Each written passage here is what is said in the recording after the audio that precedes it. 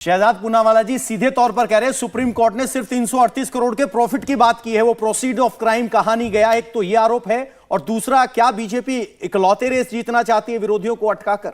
आप live law जानते हैं? लाइव लॉ प्रोसीडिंग्स कवर करता है, हम अमूमन उसी को देखते हैं। मैंने उसकी वर्डिक्ट भी पूरा पढ़ा है। मैं चाहता हूं आप जवाब दें। मैं जवाब दूं प्लीज एक सेकंड। पवन जी मैंने बीच में नहीं बोला, बीच में नहीं बोला। पवन जी मैंने बीच में नहीं बोला, जिन्होंने पढ़ाई करी है पर कोई सर्जरी नहीं की, आज तक कोर्ट में गए नहीं। एक बात पकड़ के बैठ जाते हैं। पवन जी मुझे लगता है, देखिए प्रियंका जी उनकी मुख्य राष्ट्रीय प्रवक्ता है, मुझे लगता है हम लोग एक दूसरे को समय पे अपने अपने समय पे बोल सकते हैं। वो अपने पॉइंट रखे ना, आज दो ही हैं, कोई दिक्कत। जस्टिस खन्ना प्लीज देख लीजिए, मैं झूठ नहीं बोल रहा। आप बोलिए, आप पढ़िए। One aspect regard to transfer of money 338 crores is tentatively established. We have dismissed the bill. तभी पूरा ऑर्डर पढ़ना चाहिए। लाइन पे इतनी सी लाइन आती है। मैंने किसी के बीच में नहीं बोला। पूरा पढ़िए ना। पवन जी मैंने किसी के बीच में बोलने नहीं दीजिए, फिर मैं आपके पास आ। ये लीजिए ऑर्डर पढ़िए। पवन जी मैंने किसी के बीच में नहीं बोला। पवन जी मैं अपने समय का इंतजार कर रहा हूँ, आप बता दीजिए कब बोलना है।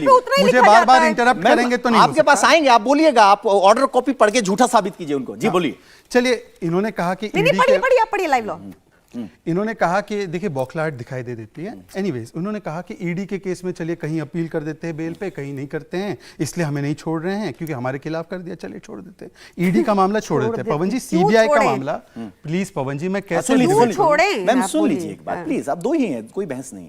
मैं फिर इंटरप्ट करूंगा तो उन्होंने आर्गुमेंट्स वीक है इसलिए कह रहे छोड़ देते हैं। आर्ग्यू कीजिए ना 338 पे। आप छोड़ क्यों रहे हैं? करिए आर्ग्यू।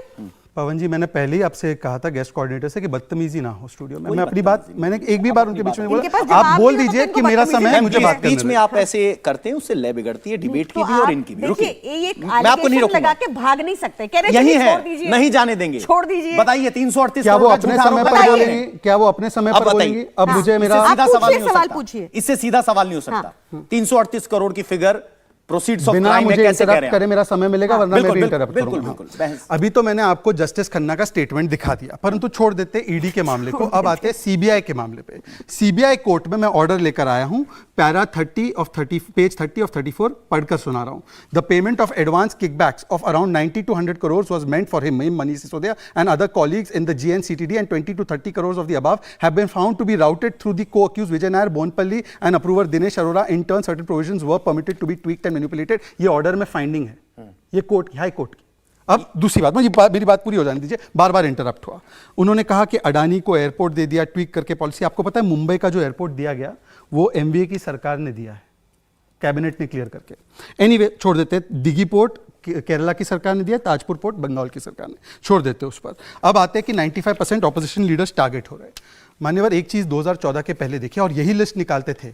डीएमके के नेता टारगेट होते थे, उस समय सीबीआई ईडी हमारे पास नहीं थी। कांग्रेस के नेता होते थे, एसपी के नेता होते थे, बीएसपी के नेता होते थे, आरजेडी के नेता। इनफैक्ट लालू प्रसाद तो कन्विक्ट हो गए 2013 में, आज भी वही नेताओं पर केस है। और उस समय पर तो यही लिस्ट निकाल कर कहते थे और बोलते थे कि ये सारे नेता जो है इतने भ्रष्ट है, ये सारे नेताओं को तो जेल में जाना चाहिए। अगर भरोसा नहीं है तो मैं आपको एक और चीज सुनाता हूँ। अगर तुमसे जांच नहीं होती बस तो यही करते रहो। जांच करानी है, सोनिया गांधी को गिरफ्तार करो, 2 दिन उसका इंटेरोगेशन करो, देखो। अब ये बोल दे कि सोनिया गांधी के खिलाफ केस नहीं है, वो बहुत ईमानदार है, भ्रष्ट नहीं है। और आखिरी बात, मैंने स्टार्टिंग में एक स्पेसिफिक, क्योंकि ये मुख्य राष्ट्रीय प्रवक्ता है और दिल्ली सरकार का अहम हिस्सा एक प्रकार से है, माउथपीस है। मैं इनसे पूछ रहा हूं कि शो कॉज नोटिस जारी हुआ 2 ब्लैक लिस्टेड कंपनीज और मैन्युफैक्चरिंग कंपनीज को, जिसको आना अलाउड नहीं था, उसके ऊपर क्या हुआ? कोई जवाब नहीं। मैंने कहा कि 2.5% से 12% कमीशन कैसे किया? कोई जवाब नहीं। उसकी वजह से दिल्ली सरकार का रेवेन्यू गिरा? कोई जवाब नहीं। ऑपरेशनल पीरियड ऑफ लाइसेंसेस कैसे अप्रैल से जुलाई तक बढ़ाए गए बिना परमिशन के? कोई जवाब नहीं। 2 ठेके का सब जगह का कहा गया था, 2 से अधिक ठेके दिए गए जैसे कि बालाजी इवेंट्स को, तो उसका कैसे दिया गया? उसका कोई जवाब नहीं। होलसेल प्राइवेट को कैसे दिया गया जबकि धवन कमेटी रिपोर्ट ने मना किया था? कोई जवाब नहीं। अब मुझे बताइए प्रियंका जी, मैंने आपको स्पेसिफिक सवाल पूछे हैं, स्पेसिफिक सवाल पर शराब घोटाले की, शराब पॉलिसी पर जवाब दीजिए। अगर पॉलिसी अच्छी थी तो पुरानी पॉलिसी पर क्यों गए आप वापस?